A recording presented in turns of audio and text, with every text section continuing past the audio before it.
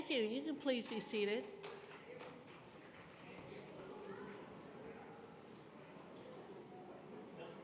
And let me also thank you for the improvising with us. Thank you, Star. This morning we have a very special guest with us. He was supposed to be here this evening, couldn't make it, but knew it was important for him to come and talk with us now.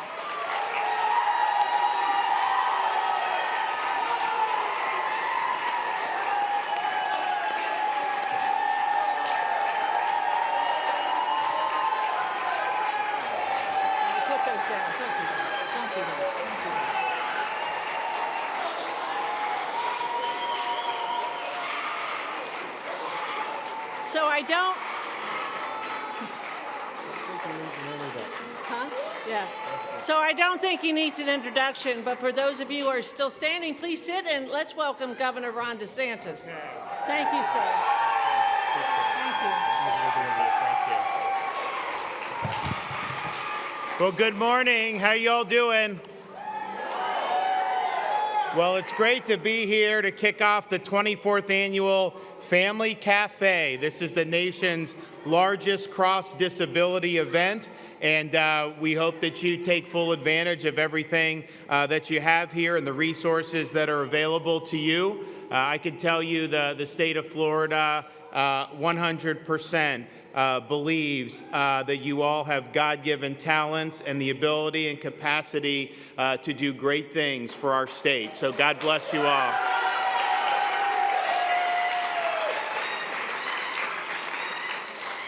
I'd also just like to say that, as I know that a lot of people are going to be enjoying this 3-day weekend, as they should, and I hope that they have fun throughout the state of Florida, but also just take some time at some point to remember on Memorial Day all the people that have fought and died for our country over many, many years.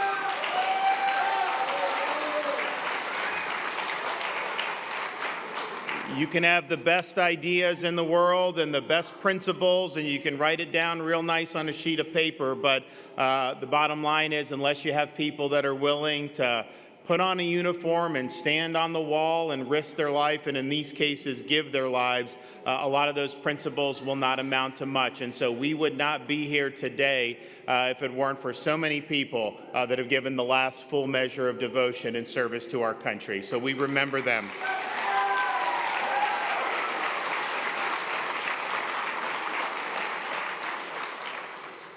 My wife, the First Lady, is somebody that is very supportive of making sure that we have great education and employment opportunities for our citizens with unique abilities. And she couldn't join us here today because we got 3 little kids running around that she had to look after. But she wanted me to send her regards to all of you. So on behalf of our First Lady, thank you.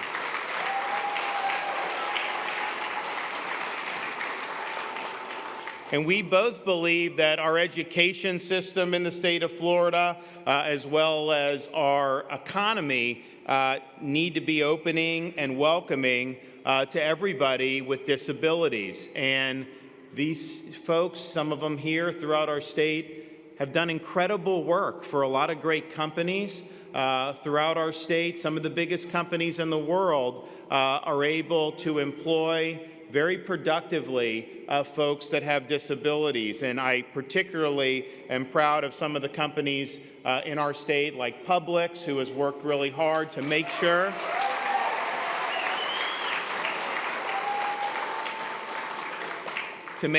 that we're getting the most out of all of our citizens and understanding that everyone's got an awful lot to contribute. So we're proud of that. We're also proud of what we've been able to do. You know, I haven't signed next year's budget yet, but we are going to see some really significant increases in the budget for a wide variety of things that impacts people with disabilities. For example, there's going to be $403 million in funds for pay increases for direct care employees. And so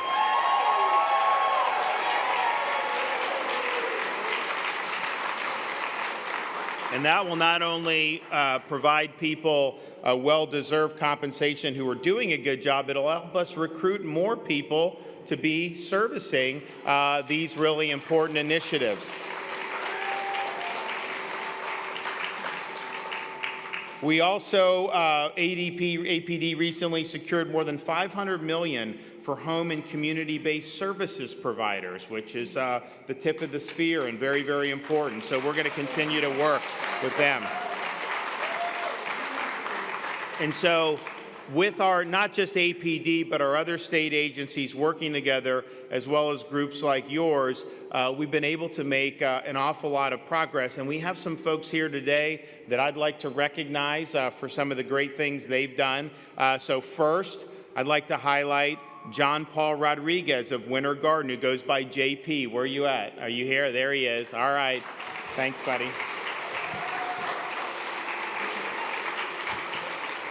So he's an APD customer. He has a job at Special Hearts Farm, and he works with animals on the farm. He has learned many new skills and delivers Meals on Wheels every Thursday for his coworkers. More than 500 meals have been delivered by Special Hearts Farm. This is to you. Oh, thank you. This is to you too. Oh, thank you so much. Thank you. Thank you. So JP's community recognized his actions and presented him with an Everyday Hero Award for his enthusiasm and the way he cares for each person that receives a meal.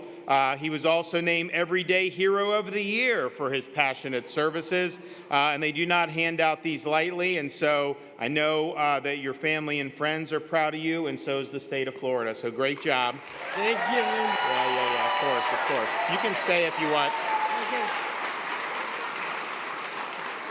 The second ADP customer I'd like to highlight is a man who loves his independence, Jack Garnett from Sebring. Where are you at? Are you here? You're welcome to come up. You know, there is a ramp over there if that's easier. So in 2018, Jack transitioned from living in a group home to living in an apartment with his own roommate. And his favorite part of living in his own home is being able to jump on his bike and ride wherever he wants to go. His long-term goal is to get a job in the community, and Florida state agencies continue to make improvements and invest in our workforce education so that we can make some of those aspirations a reality. And so with the work of our state agencies, our state's actually on track to be #1 in workforce education by 2030. That involves an awful lot of things, but we're very committed to it. So I just want to say, Jack, congratulations, and great to see you here.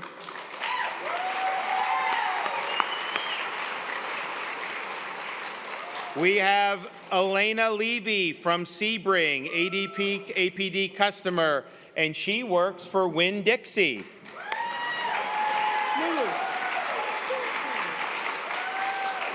She's known to be friendly to everybody and always has a smile on her face. She's been working for Winn-Dixie for more than 12 years and loves the opportunity to earn a living and to live independently. She also volunteers at a local nursing home and plays board games with our senior citizens. So thank you so much for all you're doing. We appreciate it. We also have someone here who receives services from APD and the Department of Education's Vocational Rehabilitation Program, Hannah Moore of Orlando. Where is she coming up? Oh, come on. Oh, there she is. Okay. So Hannah graduated from Boone High School with honors and was recognized as the top performing exceptional student of her class. She was inducted into the National Honor Society and participated in the Best Buddies program with 2 students who were in the Deaf and Hard of Hearing program. She received her certified nursing assistant license at Orange Technical College and is now attending Valencia College to become a registered nurse.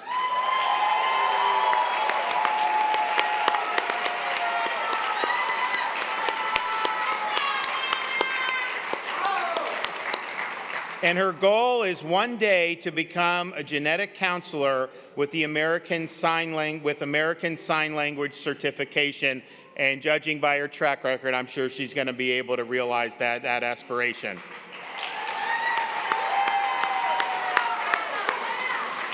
So thank you for choosing a career in healthcare. We do need more nurses, so it's important, and I know you're going to do very, very well. We also have an APD customer here who my kids would say has a really cool job because it's at SeaWorld.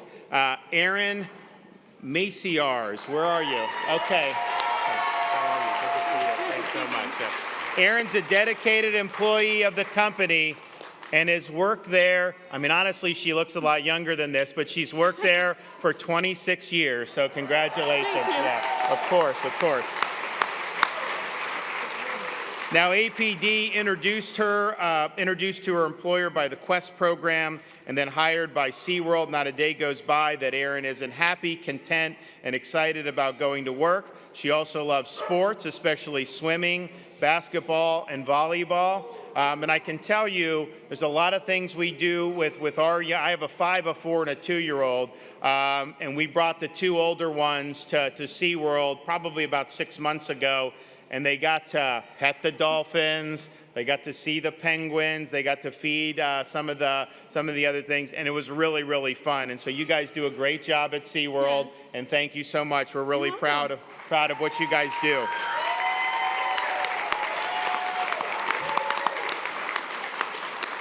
So I just want to congratulate everyone for their hard work in achieving their dreams.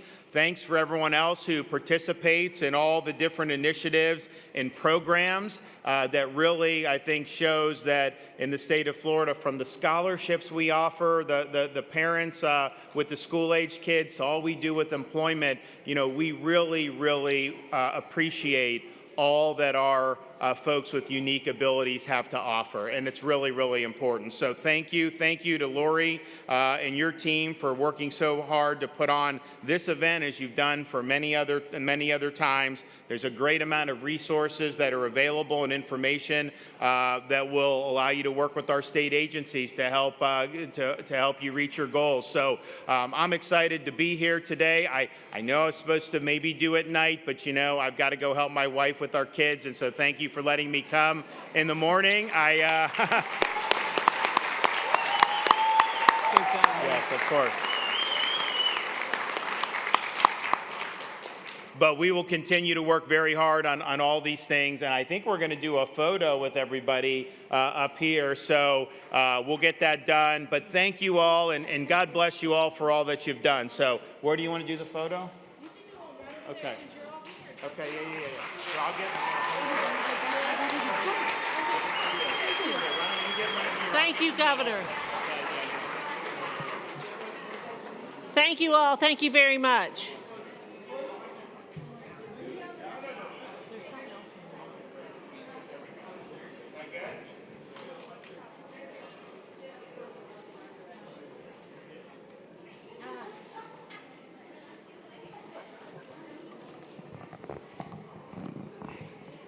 So before we get started in our next part, in my next introduction, let me just ask you all, do you have your raffle tickets? Because we have 3 awesome raffles to give away today. Excuse me. I did. What? He gave me this. Oh. I did. Oh, okay. I'm sorry. I didn't see that. I did. Yes, of course. Thanks. Thank you, Governor. There you go. Nice round of applause.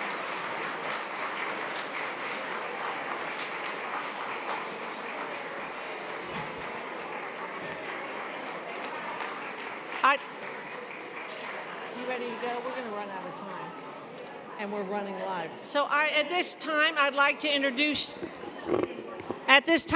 you all to just remain for the remainder of our keynote presentation. And let me take a moment to introduce to you all Family Cafe Board Chair, Mr. Jim Dubogren.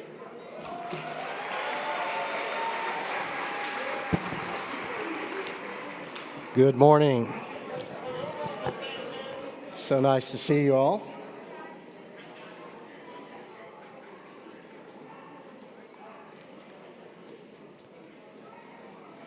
And again, thank you all for being here. And I know we're live streaming on Facebook.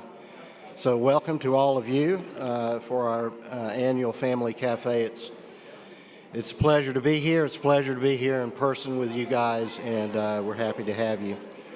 I would like to introduce the board, and then we'll go into our keynote speaker. Your board of directors, we are all family members or self-advocates ourselves, and we're an all-volunteer board, so our goal is really to show you all a good time. Hopefully you'll catch up with old friends, make new friends, and learn some important skills while you're here. We're glad you're here. So if I could start with our board, just to introduce real quick, from Jacksonville, Florida, we have Star Fields. You hear Star, and if you would, board members, stand up when I call your name and remain standing. You can also spot us because we're the Redcoats. So Star. Our next board member is not here. She was not able to attend. Jeannie Forthuber. Jeannie's from Seminole County. From Miami-Dade, Yolanda Herrera. She's one of our longtime champions of Family Cafe. Unfortunately, due to illness, Luann Long, who is not able to be here, but Luann, if you're watching on Facebook, we miss you and wish you a speedy recovery. We have a brand new board member, Patricia Oglesby. Patricia, please stand. She's also a member of the Family Care Council. Also, one of our newer board members, Senator Ana Maria Rodriguez. She is a great champion for Family Cafe at the Capitol, instrumental in helping us obtain funding for this event. Next, from Seminole County, Sharon Rousey is here. Sharon? There she is. Then from Miami-Dade County, she is sick. She is here at the hotel, but in her room because she's not feeling well. But Angelita Salado. And then we have Mr. Jonathan Scheinman. Jonathan, he was helping us with the governor. Over there. Thank you, Jonathan. And then finally, Katie Smith. Katie? Up. Sorry, two more. Finally, from the Tampa Bay area, Tammy Turner. And then last but not least, our resident shutterbug from Imperial Polk County, Gil Williams. Before we do, now I have the pleasure, and I want a big round of applause not only for our board, but for the Family Cafe staff. So I'm going to ask them to please stand when I say their name. First off, we have Jeremy Countryman. He has just agreed to serve as vice president of the Family Cafe. We have Nikki Germain. She's our youth advisor. Joe McCann, our policy manager. Jesse Hansen. There you go, Jesse. Jesse's our IT coordinator. And we're fortunate enough also to have his wife, who used to be our administrator, to come in and help. And then last but not least, our 1.5 person, Sarah Updegraft. Oh, I'm sorry. My gosh. Folks, she's my daughter-in-law. And she has my grandbaby, and I just called her by her maiden name. I'm sorry. Boy, will I pay for that one, right? Her name is Sarah Fahey. And she's due at the end of October, November area. Okay. So be nice to her since I just messed her up. Sorry, Michael.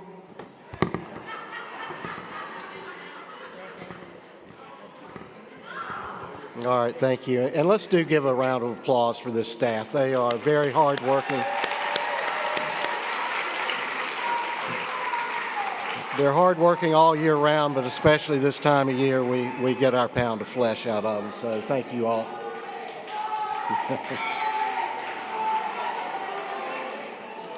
All right, and now let's, without further ado, let's get our keynote speaker up here. Our keynote speaker today for this kickoff session is retired Marine Corps Major General James Scott Hammer Hartsell. Mr. Hartsell, or General Hartsell, was appointed by Governor Ron Desantis as the Executive Director of the Florida Department of Veterans Affairs. That agency connects Florida's veterans to federal and state benefits, and they also run several group homes for veterans around the state. General Hartsell served in the United States Marine Corps with honor for 37 years of active and reserve duty, and certainly we thank him for his service. He participated in Operations Provide Promise, Iraqi Freedom 1 and 2, and Enduring Freedom in Afghanistan, and he earned numerous awards to include the Bronze Star, the Legion of Merit, and 2 Combat Action Ribbons. He retired from military service in 2018, and upon retirement, he moved back to his home state, which is right here, the state of Florida, and he joined the Pasco Sheriff's Office, where he launched their Future Operations Division, and then he joined the Florida Department of Veterans Affairs in 2019. Melisa Hartsell, his wife, is the mother of 3 sons and the Gigi of 2 grandsons. For 28 years, she was a continuous advocate for their child, Evan, by educating and fighting for his everyday independence. After Evan's passing in 2018 and Evan's book was published, Melisa, with Evan's father, the Hammer, she pursued creating the Evan B. Hartsell Foundation in hopes of creating a circle of giving and to carry on Evan's legacy. She continues using the passion she had for the care of Evan to carry on his vision of inspiring the world to understand and appreciate the true value of all people through education, increased awareness, and charitable support. So I think at this point, I want to hand it over to our keynote speaker, and so please join me in welcoming General Hartsell and his wife. Thank you, sir. Thank you. I'm going to move your book right under here. Please do, please do.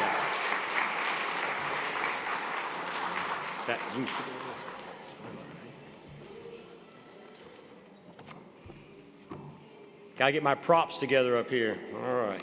So now, one thing you don't want to give a Marine General is a weapon of opportunity called a clicker. So we're going to see if this actually works or not.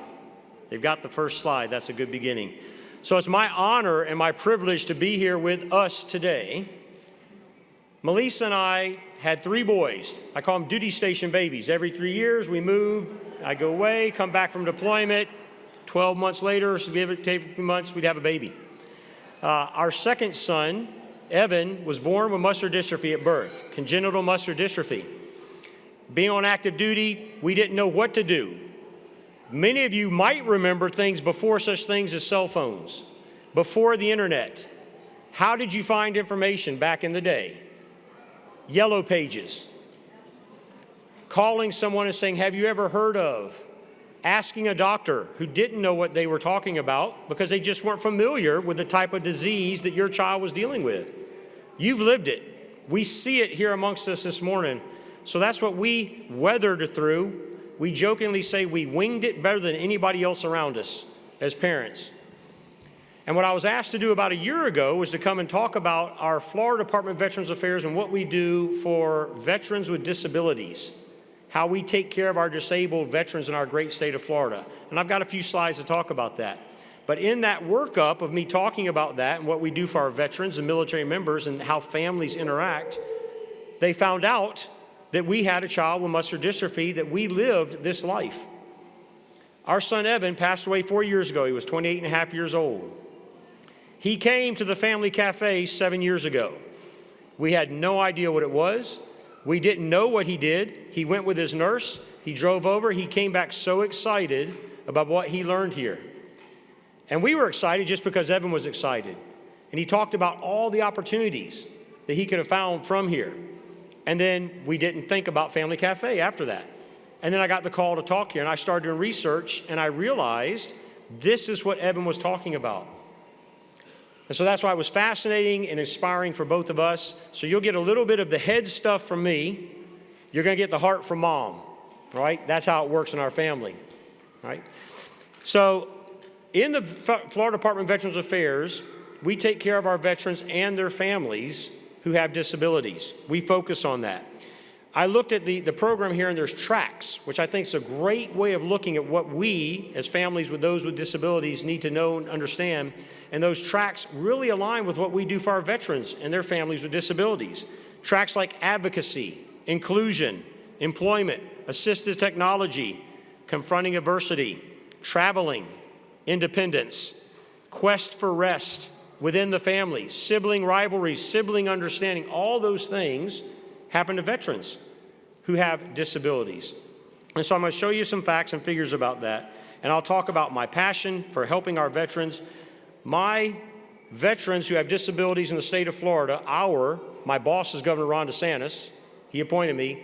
Our family of disabled family members are our veterans. And I literally take it that way personally.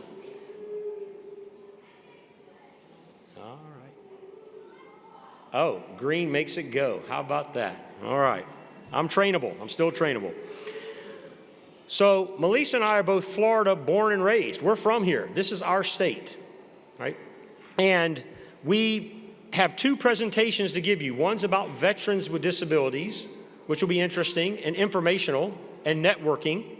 And then we're going to transition and talk about our son, Evan, his life, how we hung on for dear life with him, following him through his life and the passion he had to help others. And when he passed away, he had written a book about his life, and some of y'all got copies of that book. And after this afternoon, we have a booth. I think we're booth number 20 in the exhibit hall. If you go down there to the exhibit hall, where everybody is, we're on the far left-hand side. Come on down. We've got extra books we'd love to share with you. But we created a foundation, nonprofit foundation. Melisa did. I supported it. To carry on Evan's legacy of helping other people. His passion was information, education, and awareness of people with disabilities, because he was living it.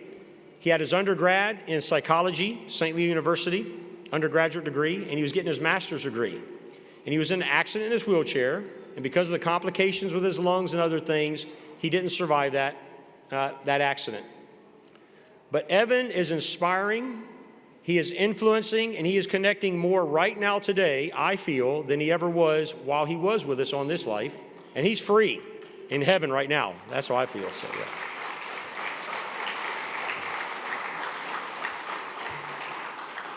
Again, we're just trying to support what his goal was in a legacy of helping other people through his story of his life, which is very vivid in his book. You'll see if you read it. And in different lines of effort that we have that we'll talk about, and how we're helping other people. Our state policy is to advocate for our veterans and families, and that's what we do. Florida Department of Veterans, my mission is to advocate with purpose and passion, to link those who served our nation, like I did, with the benefits that they earned and they deserve, and link their families to those benefits. If you were served in the military, most likely you have some form of something that we did to your body or to your head when you served. And we owe you for that, and we connect you to those benefits.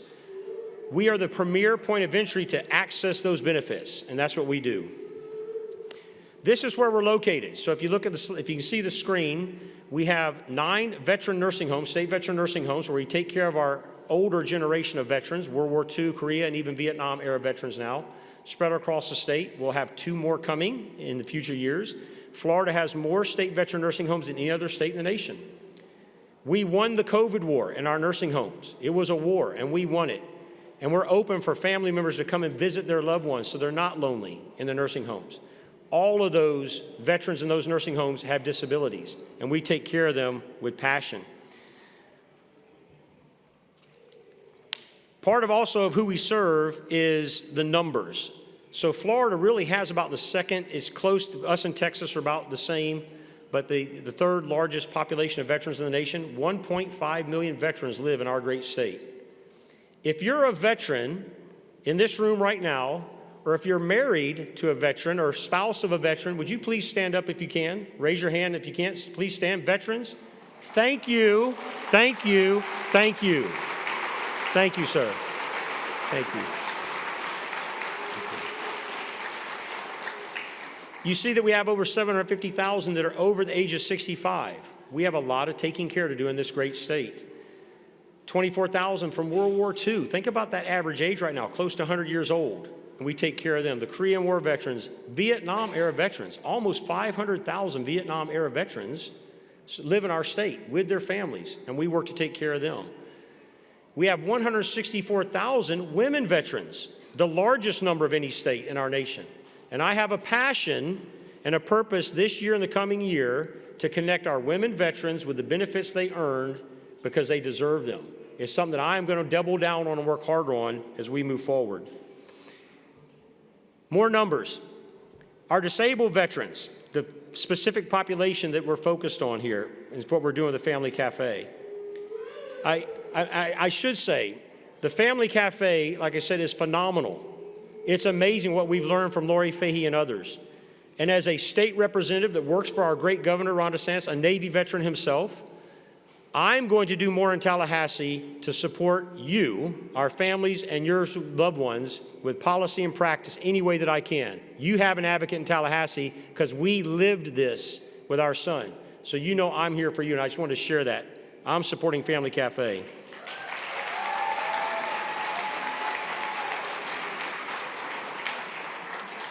We have 532,000 veterans who are enrolled in health care, federal health care, because they're veterans. Of that number, about 384,000 have service-connected disabilities.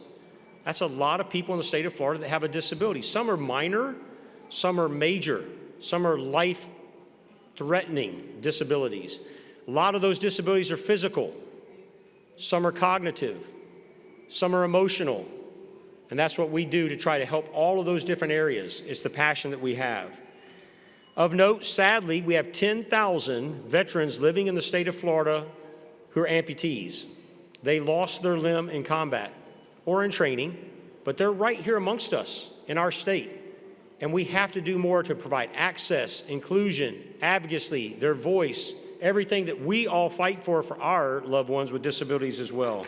We do it with passion and purpose. Thank you.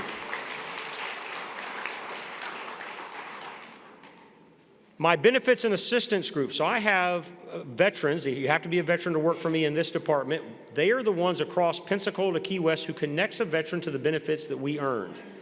They do it free of charge. I want everybody to know that. I'll show you a website that you can go to. There'll be phone numbers on there toward the end of the presentation here briefly. But they connect veterans to benefits, which means they're connecting families to those benefits.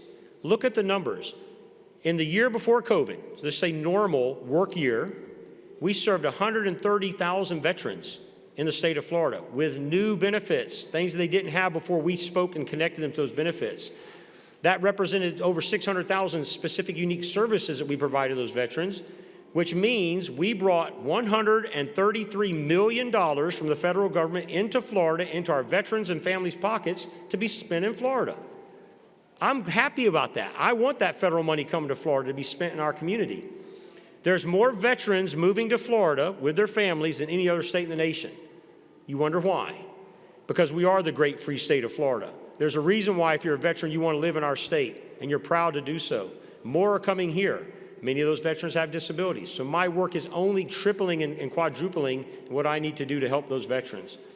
But those claims examiners work for free to connect veterans. So if you know a veteran, if you know a family member of a veteran, ask them, are they connected to the federal benefits they deserve? If they say no, send them to my website. We will help them connect, and they earned it and they deserve it. Some of those specific benefits that you have if you're a veteran in the state of Florida, I'm just going to throw some up here. Taxation benefits. You can get discounts on your property tax. For those that are permanently disabled and they have a prosthetic leg or they're wheelchair bound, they have a total property tax exemption.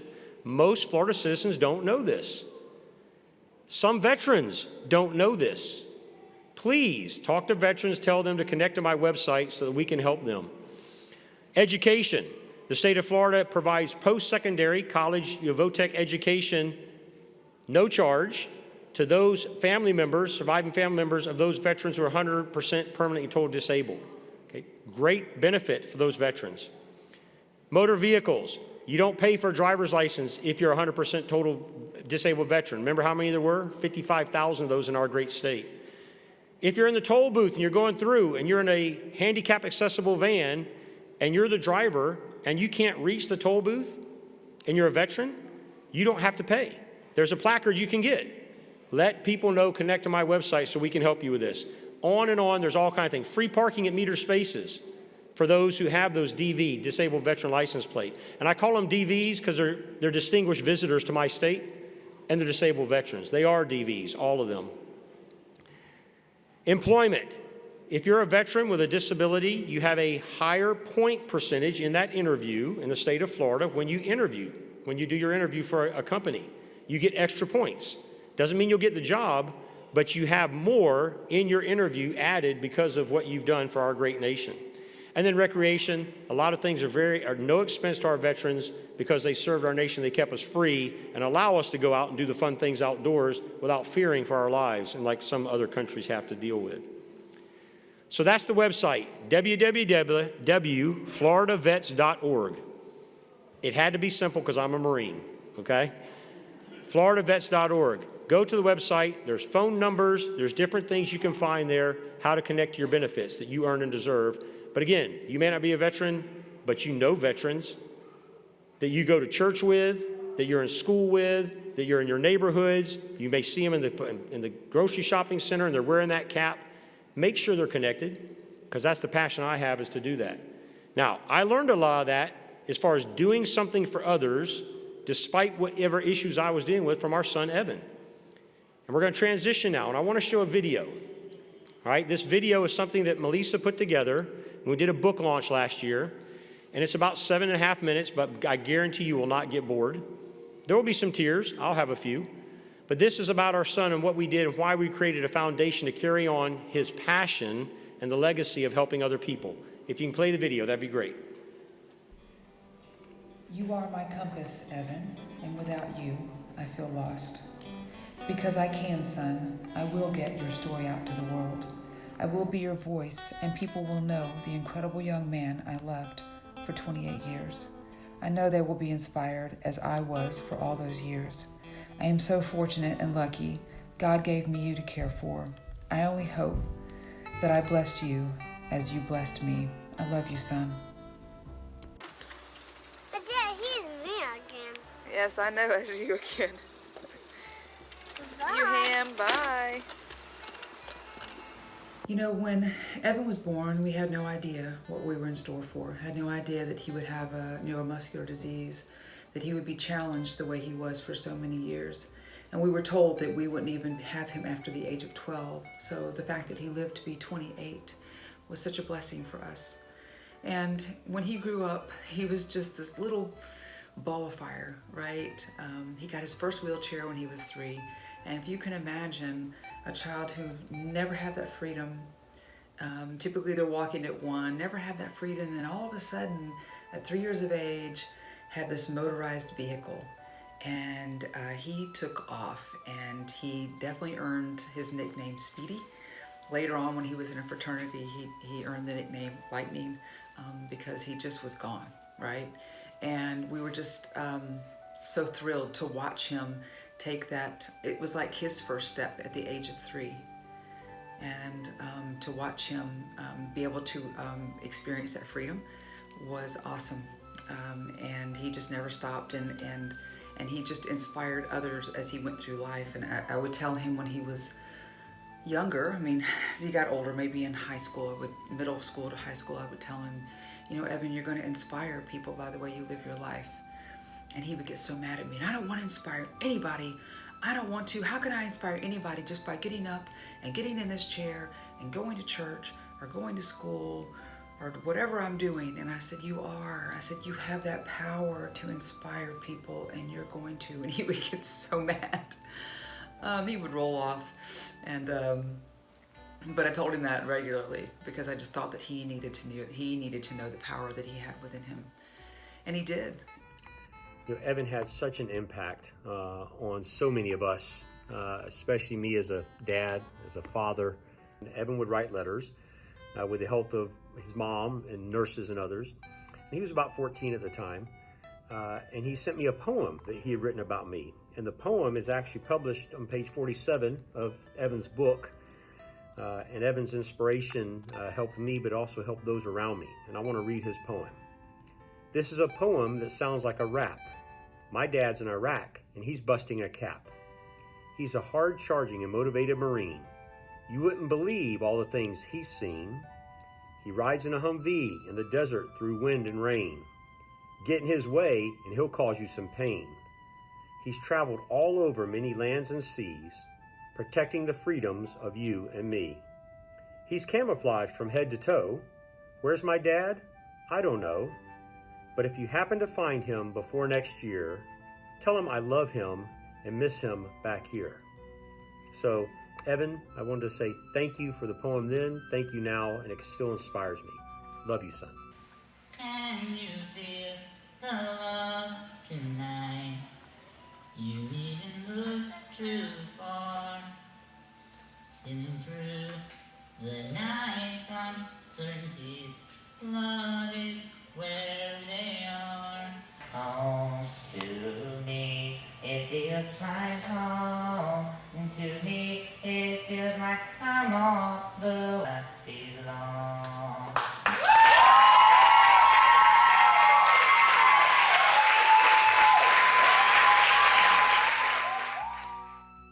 One time for a visit, he was coming to Ocala for physical therapy, and they were running behind and speeding, and as his nurse gets pulled over by law enforcement, the law officer's walking up.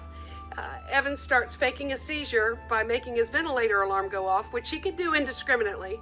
And as the law enforcement officer is suddenly going from ticket writing mode to potential emergency management mode, Evan miraculously comes out of his seizure, says, "No, sir, I'm doing good. I thought I was having a seizure, and sure enough I did, but I'm heading to Ocala to Dr. Karen's medical office, and I'll be fine." He gets out of the ticket.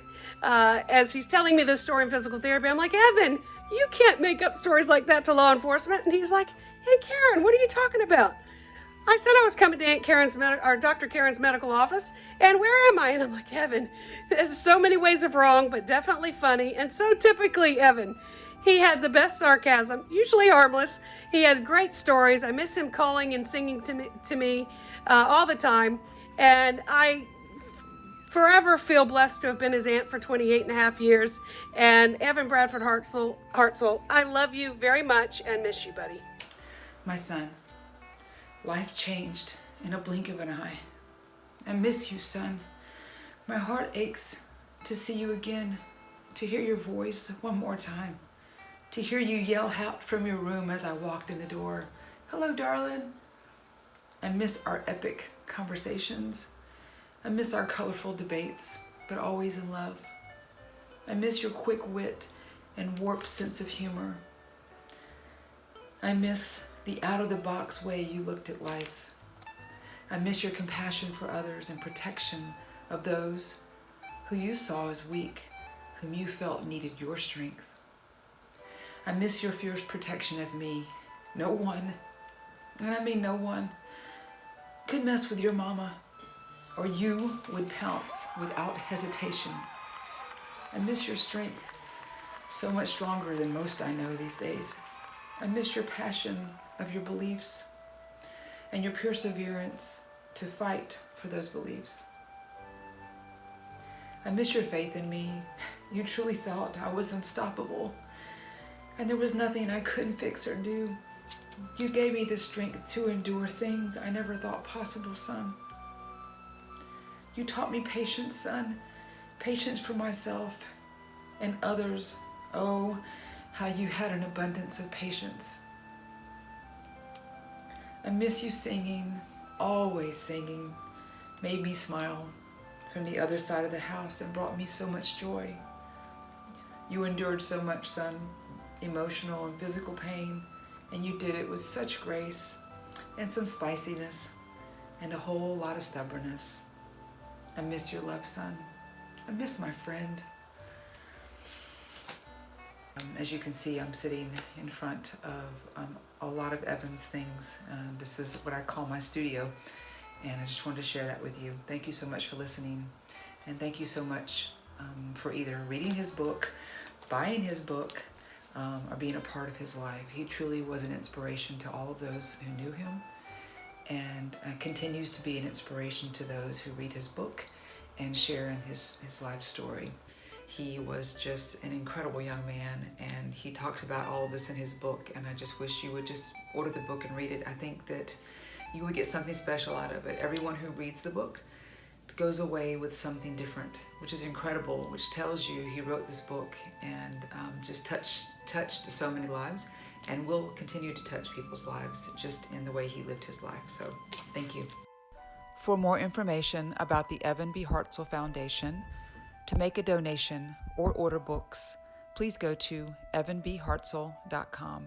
Thank you so much for your support, and be the change. Say I will. All right, thank you for the video. Thank you.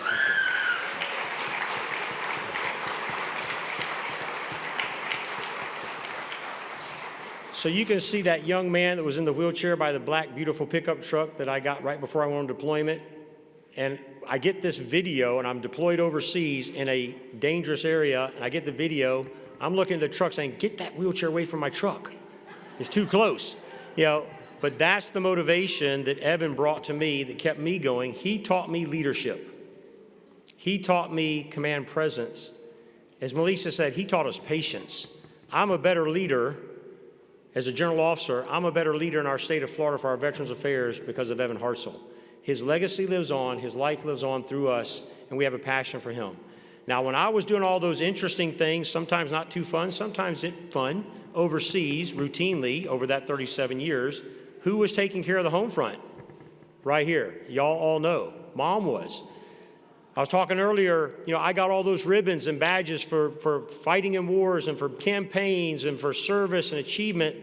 She has twice as many ribbons for being the home front commander, for the heroism, the combat she fought, the things that she did, the meritorious service that she did, while she was also sending me letters, keeping me motivated, but taking care of our 3 sons. All right? So that's why I want her to get up here and talk to y'all. All right? So come on up, Melisa.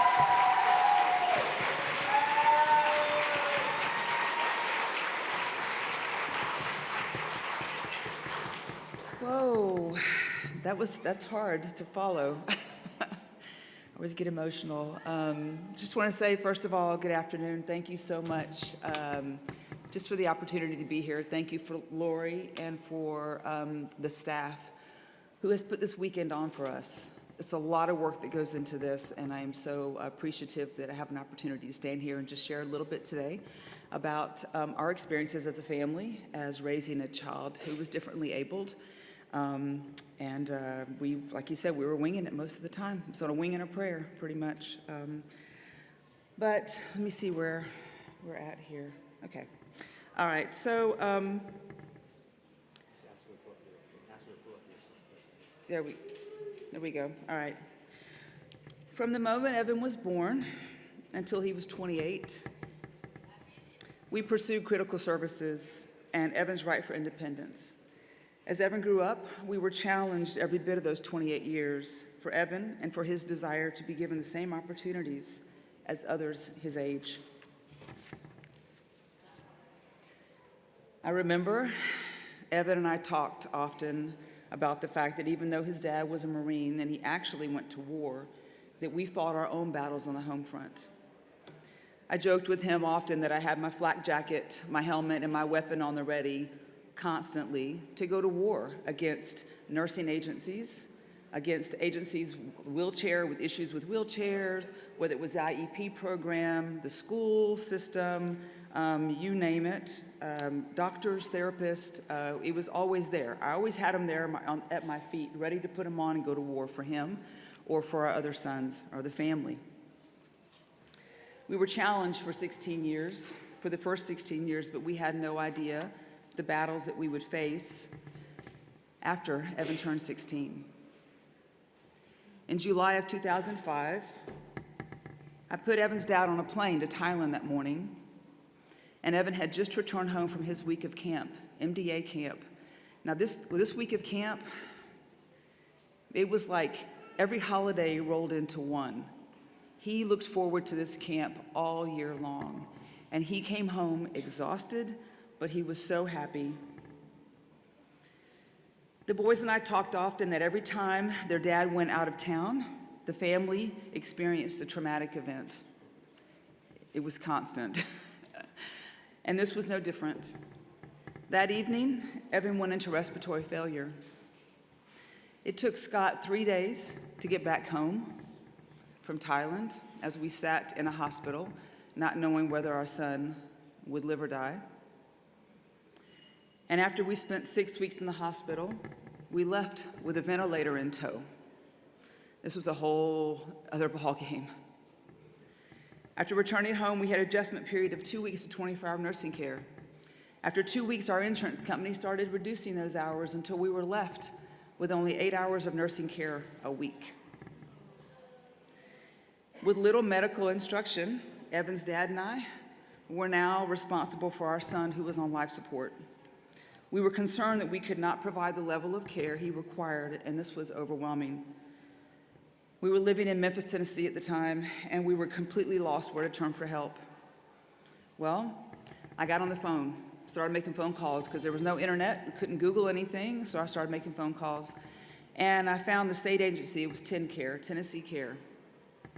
I asked them, hey, what's available to us as a family? We have a son who's on a ventilator, we have 8 hours a week of nursing care, and everything else is falling on us. Where do we go for help?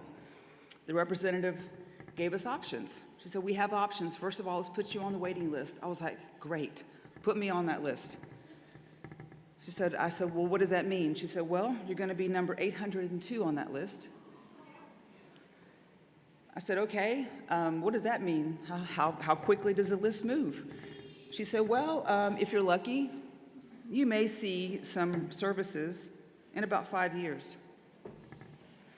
So 5 years waiting for help, and I said, are you serious? 5 years, or did you say 5 months? Because 5 years is a long time with doing, just winging it and trying to get by every day. I said, what's the other option? What do we do in the next 5 years? She said, well, I have 2 suggestions for you. I said, great, give it to me. She said, well, you could get divorced. I said, come again? She said, you can get divorced. And I said, well, why would we want to choose that option? How would that help us? She said, well, as a single mother, you're going to qualify for more services, and it's going to move you up that list. So you're not going to be to 802, maybe you'd be 200 on that list. So you get up that list much quicker. And I said, well, that's not an option for us. We're not going to get divorced. And she said, well, I have another suggestion for you. And I was like, okay, please, I'm open to anything.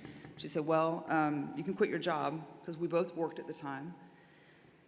So you can quit your job and maybe go to nursing school if you feel like you're not equipped to handle a child who's on a ventilator.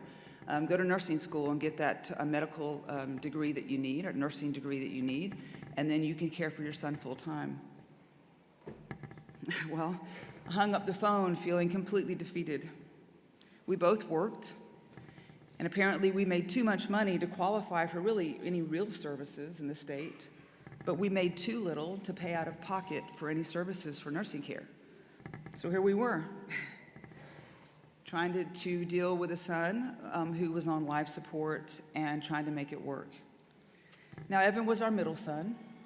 We have 2 other sons. Oh, wait. Evan is our middle son, and we have 2 older sons, 2 other sons. Alex is our oldest son. Nathan is our youngest son.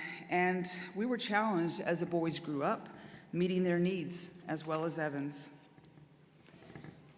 It's difficult when you're running around trying to make sure your other kids have what they need physically, emotionally, mentally, as well as your child who is differently abled. I remember there being days feeling as if we were stable. We felt good. We were making a difference in our son's care. We were good advocates for our son.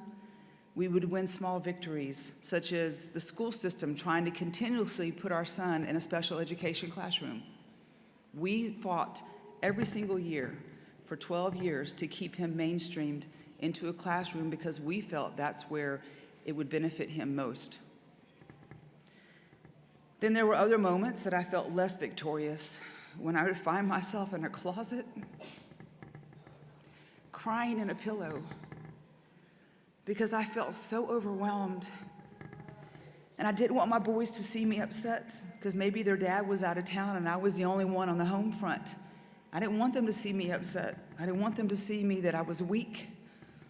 But in those moments I would feel defeated and I would feel hopeless, as if no one understood what we were going through. It felt as if we were winging it all the time. It was an uphill battle and I felt isolated and alone.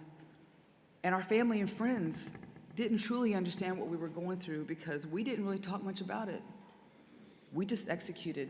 We took it day by day. But as a military family, we rallied, because what else are you going to do? Give up? It's not a choice.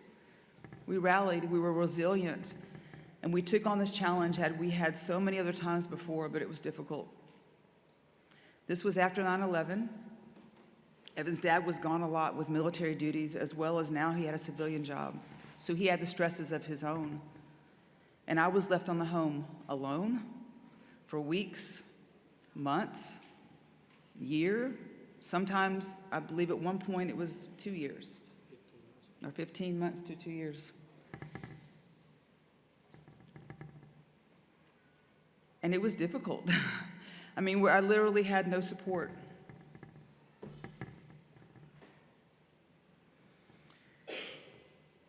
Yeah, we're all superheroes, aren't we? This is what your grandchildren will do to you, right here. This is when I became a Gigi.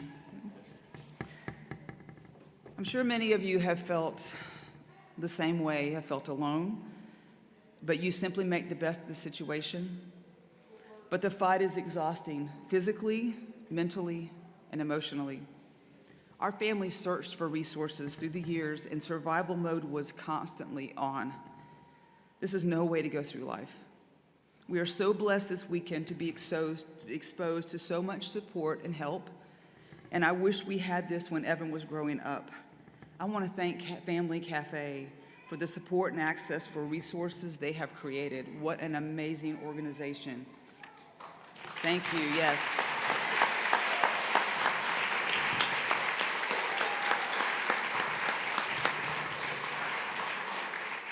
After our time in Memphis, we moved to Florida in 2007.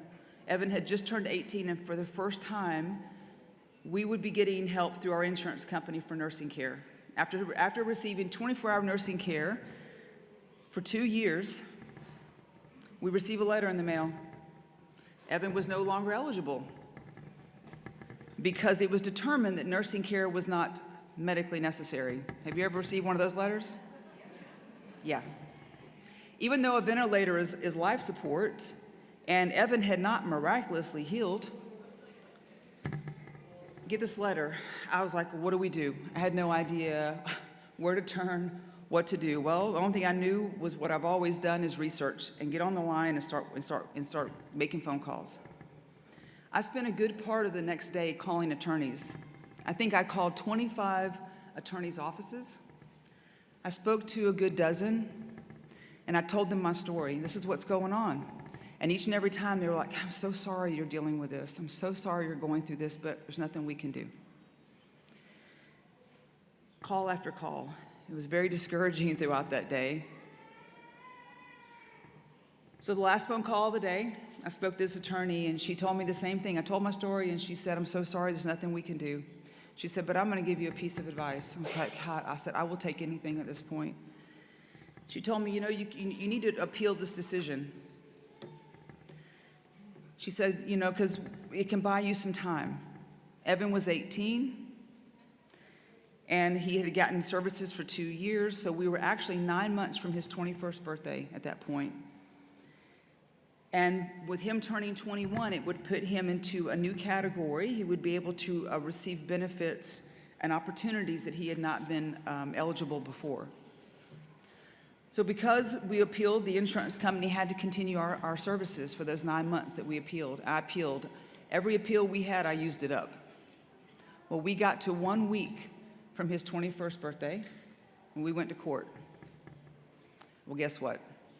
In court, they denied us. They ruled against us. We did not receive nursing care, but it didn't matter because we were 1 week from his 21st birthday and the services continued. So we won. I was like, that was amazing that we actually won. And it's very, and it's very frustrating because, during that whole court and leading up to that, we had a medical professional who was assigned to our case, to Evan's case.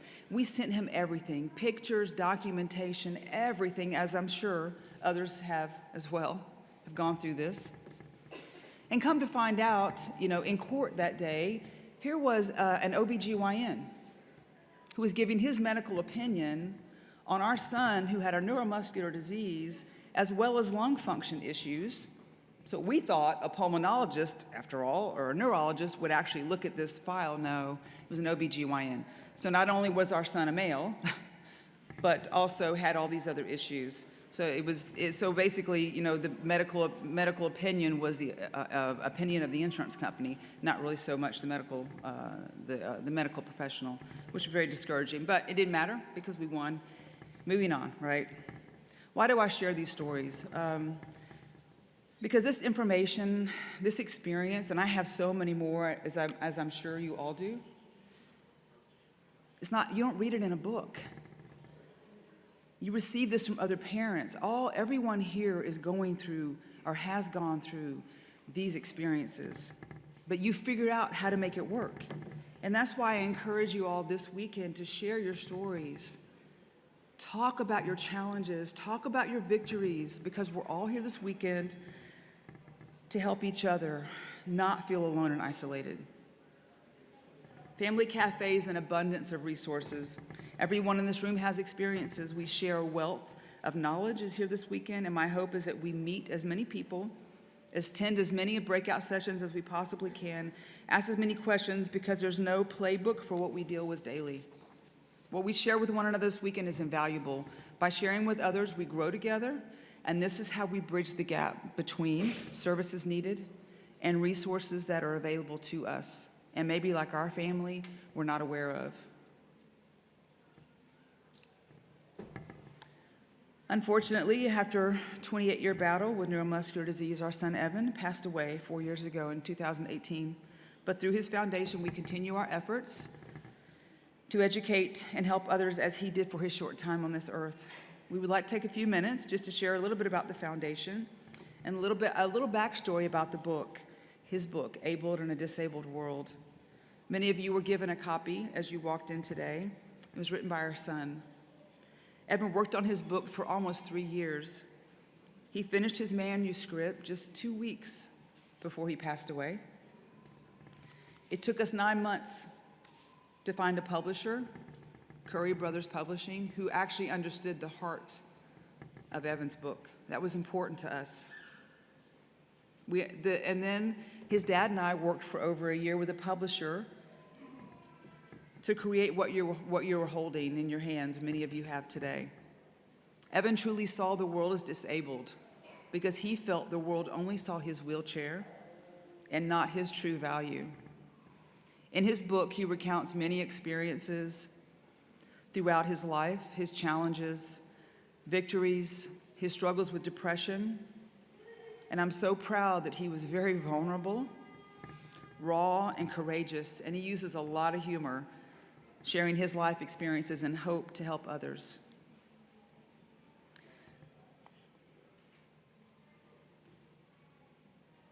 Uh-oh, sorry. I'm going the wrong way. During this almost 2-year process and working on the book, we were inspired to create the Evan B. Hartsell Foundation to carry on his beautiful legacy. You see, Evan had plans.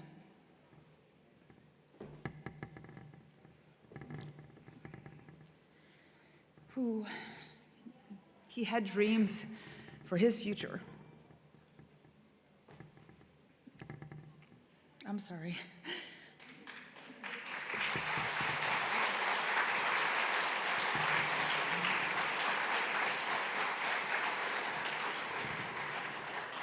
He wanted so desperately to give back and help others. He wanted to be a psychologist. And even though he could do nothing for himself physically, he accomplished so much. Evan was involved in the Muscular Dystrophy Association. He was a Goodwill ambassador for 2 years, and he loved MDA. He loved camp. We were involved for a long time just in fundraising for Muscular Dystrophy Association. Evan played power soccer. He volunteered as a big brother. He volunteered at the VA hospital. He counseled his friends, and he even counseled his nurses. I would hear him in his room, and he would be pulling things out of those nurses. I was like, Evan, I can't believe the things they're telling you. It was crazy, but he loved it. He just loved to counsel and to listen and to help in any way that he possibly could. Evan sang in the chamber choir. You know, when he was in the hospital and he was getting ready to go through surgery for his tracheotomy, the doctor told him in the hospital room, he said, Evan, I hate to tell you this, but you're probably never going to sing again. You probably won't eat like you ate before, and maybe not even be able to speak. We don't know. And Evan looked at him and he said, I'm going to sing again, and I'm going to eat because I love to eat. And I'm going to talk. And the doctor said, I don't think you understand, Evan, the severity of this surgery. And I don't think you understand, you know, what's getting ready to happen. He said, no, I don't think you understand me. I don't think you understand what I can do. And I'm going to sing again. And you know what? The next year, he tried out for chamber choir at school, and he made it. And there he is. Performing, he loved to sing. Evan earned his master's degree.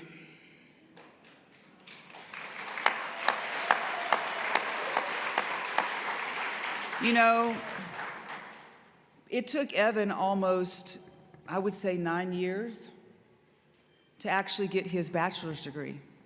9 years, because he just kept on pushing himself. He wasn't going to give up, no matter what it took. And he really loved education. He just loved being around people and loved growing. Evan also was one of the founding fathers of his Kappa Sigma fraternity at St. Leo University. You know, he tried to get into a fraternity. I can't remember the name of the fraternity. For 3 times, he pledged for that fraternity. 3 times they turned him down. And after that 3rd time, he said, you know what? I'm going to go create my own. And that's exactly what he did. So he's a plank holder in a fraternity.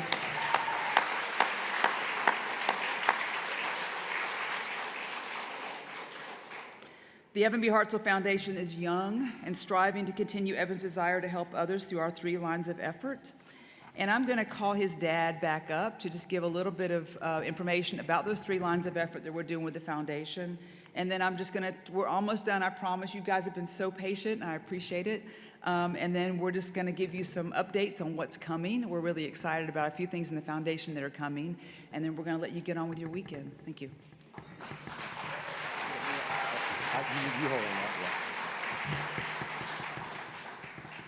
Now you can see why I said I was just a supporting effort for the home front.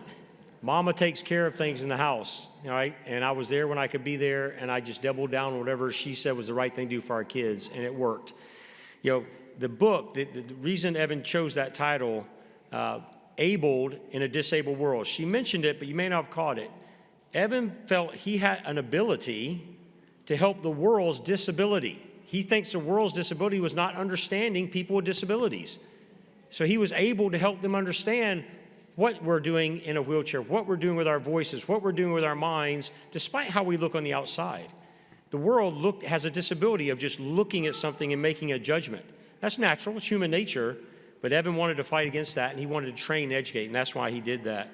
And that's why our foundation, is the passion that we have now. Our purpose is to inspire the world to understand and appreciate the true value of people with disabilities through education, increased awareness, and charitable support.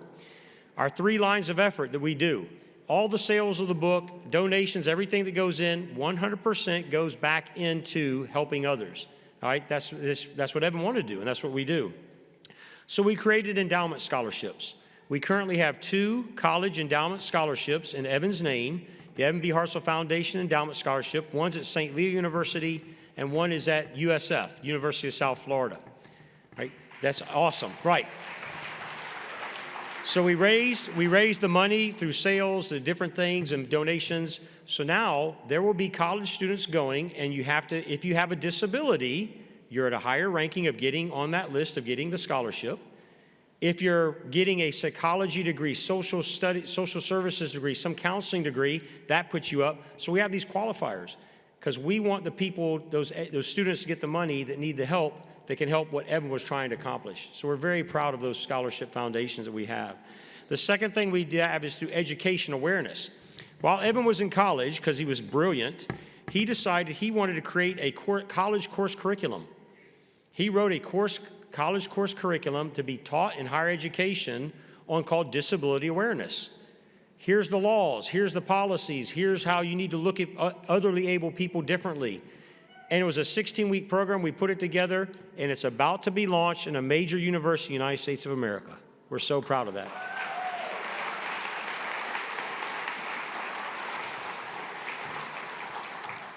The third, I call it line of effort, military term that we have is independence. You know, Evan would not go somewhere. All right, when it came time for us to fly from Memphis, Tennessee down to visit Disney World, Universal Studios when he was in his wheelchair, I helped them load his wheelchair in the belly of the plane back then. I carried him and held him in the seat as we came down. When I got down to Orlando here, went to the rental car place, they don't have disabled vans with ramps.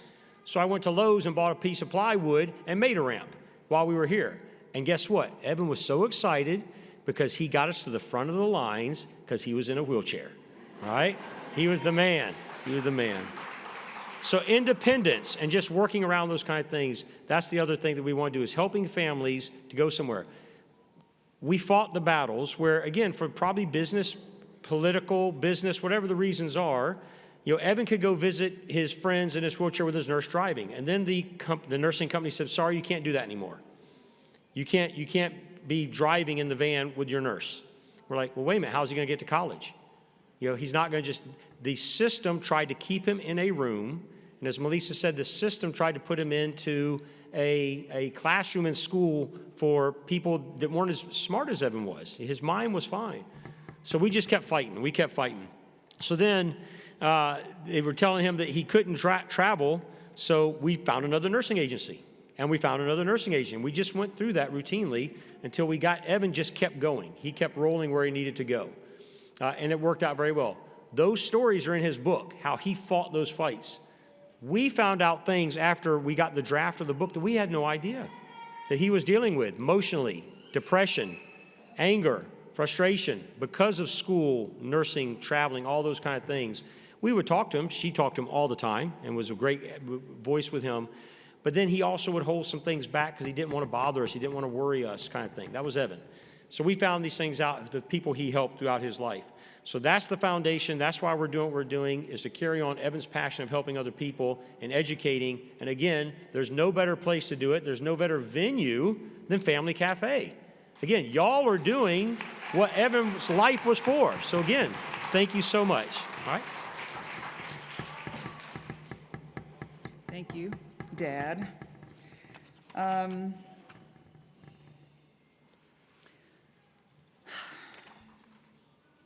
Everything we focus on in the foundation is based on Evan's life. That's what we keep on the forefront. Every time we're making a decision about the foundation, it's what would Evan want? What would Evan say? What would Evan do? Those are always at the forefront because we always want to keep his desire pushing us forward. And his desire was to educate, grow, and seek independence. In Evan's book, he writes, I learned that I can accomplish almost anything by saying I will. If I had anything to teach, it is to believe it is good and right to find your own way towards your goal.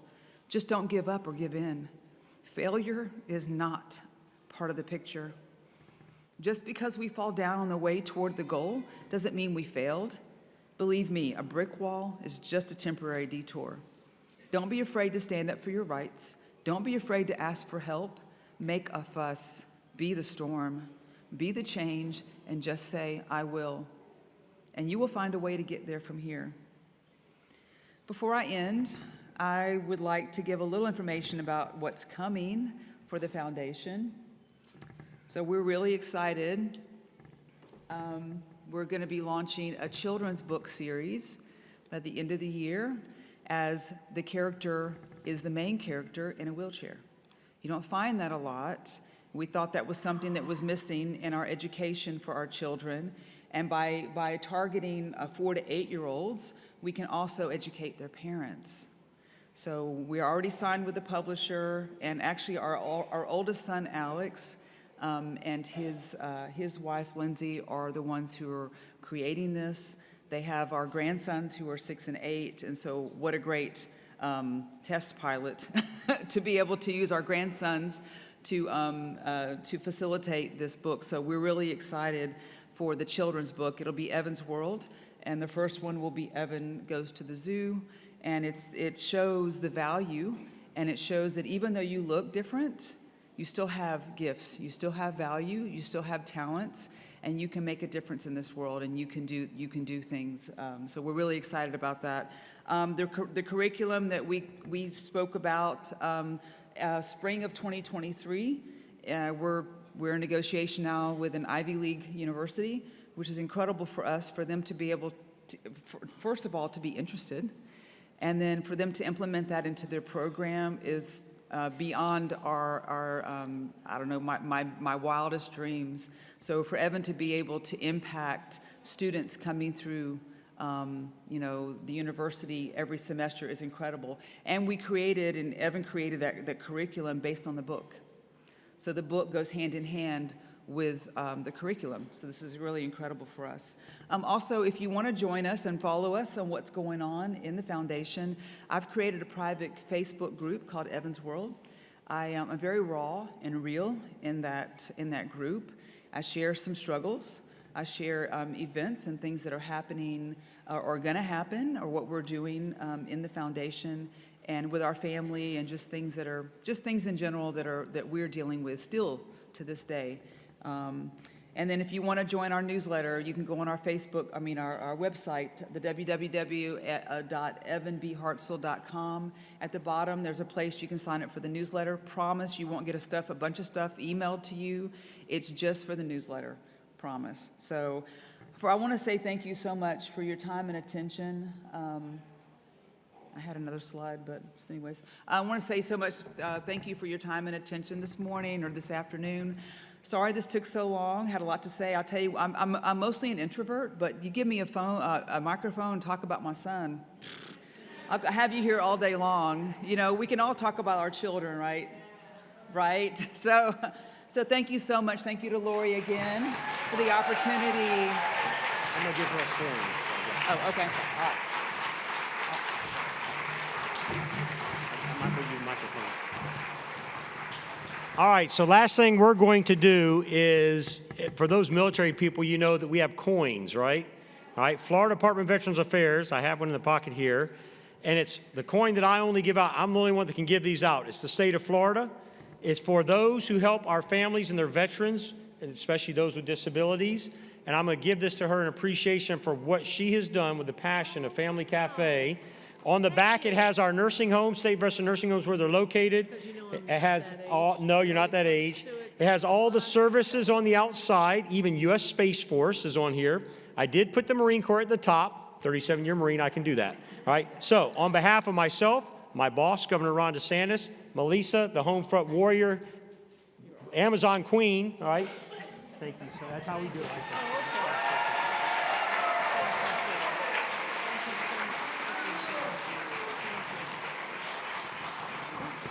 Let's give him another round of applause.